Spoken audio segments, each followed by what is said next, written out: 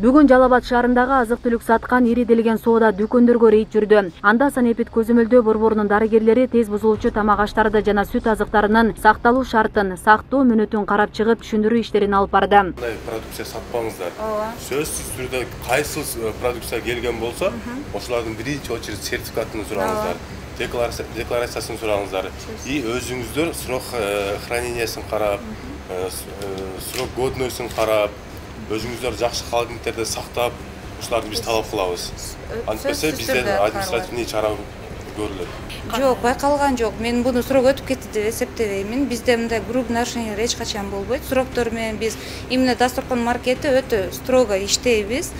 Буну поставщиктер да билет. Ошон үчүн биз ар түрдүү эмелерди дагы албайбыз. Биз только иштеше алган срокко өтө мындай тыгыз көңүл бөлгөн гана фирмалардын товарларын алабыз. Ошолор менен иштетебиз. Акыркы учурларда өлкөнүн бир катар аймактарында массалык уулануу орун алды. Алардын көпчүлүгү тамак ашка ууланып, ооруканага кайрылышкан. Мындай учурларга жол бербөө максатында Жалал Абад шаарындагы тез бузулуучу азыктарды саткан соода жайлар күн сайын текшерүү алынары маалымдалат. Текшерүүгө чыктык. Бүгүнкү күндө биз көп жерлерди текшерип иш алып баратабыз. Бүгүнкү күндө биз чоң торговый соода түйүндөрү текшерип, бизге тапшырма болгон ошол Сахабат пирожный эмелердин торговый точкалардан таба алган жокпуз. Бир эле ошого карабастан биз башка продукциянын дагы сактоо мөөнөттөрүн, сакталышын карап чыгытабыз. Бирок одоно бузулуу эмелер жок.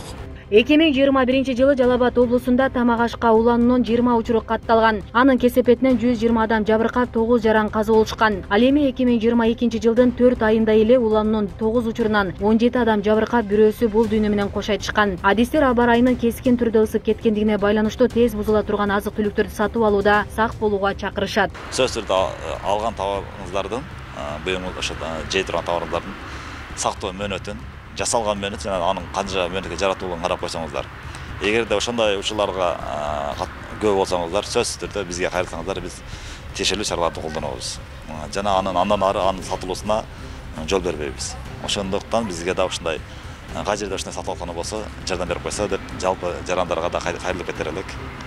Жыл башынан бери ушул арыздангандар болдубу? Биз тарапка ушул мөөнөтү өтүп кеткендиги боюнча арыздангандар болгон жок. Бирок биз бүгүнкү күндө ушул жана мэрия менен биргеликте планга ишке киргизилген. Себеби өткөн айда дагы ошол Жалал Абад шаарынын мэри элдер менен жолукканда элдер арасында арыздангандар болушкан. Ушул мөөнөт өтүп кеткен товарлар сатылууда. Ошол көзөмөл жүргүзүү боюнча ошол шаар башчысы ошол планга киргизип, ушул 10 майдан баштап рейд жүргүзүү боюнча планга киргизген. Ошол негизинде биз иш алып барып атабыз. Эске салсак, буга чейин 8 майда Баткен облусунун Сүлүктүү шаарында кыз узатуу тоюнда тамак аштан массалык уулануу болгон. Жыйынтыгында тойго катышкан 180 адамдын ичинен 32си ууланып, медициналык жардам сурап кайрылган. Жабырлануучулардын абалы орточо оор деп баланган. Андан мурда Бишкектеги Элемнежей тестатын түйүнүндө 11 киши шаурмага ууланган. Санепид көзөмөлдөнүн адистери жеринде териштирүү жүргүзүп, Элемнежей тамактануучу жайына 13 000 сом айып пул салынган. Мындан сырткары 1 майда Кара Суудагы Сахабат цехинде даярдалган таттуу токоштон ондогон адамдар ууланып, ооруканага түшүшкөн эле.